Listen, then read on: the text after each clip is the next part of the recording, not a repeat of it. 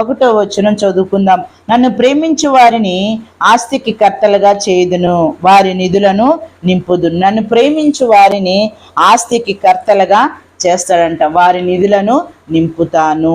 దేవుని సన్నిధిలో దేవుని ప్రేమిస్తే ఆస్తికి కర్తలుగా చేస్తాడు.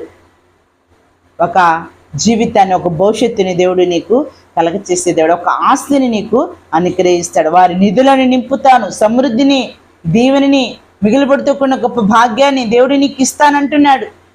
ఏం చేయాలంటే దేవుని నువ్వు ప్రేమించాలి. నన్ను ప్రేమించు వారిని, దేవుని ప్రేమించు వారిని ఆస్తికి కర్తలుగా చేసే దేవుడు. నీకున్న ఆస్తి ఏమై ఉన్నదో దానికి కర్తగా, ఒక అధిపతిగా, ఒక అధికారిగా దేవుడు నిన్ను నియమించడానికి ఇష్టపడుతూ ఉన్నాడు. దేవుని సన్నిధిలో ఇదే నాన్న ఏమి లేదని నువ్వు వాపోతూ ఉన్నావా? నాకేమీ లేదే, అన్ని సమస్తాన్ని కోల్పోయాను అని చెప్పి నువ్వు నెట్టీర్పులు విడుస్తున్నావా? బాధపడుతున్నావా?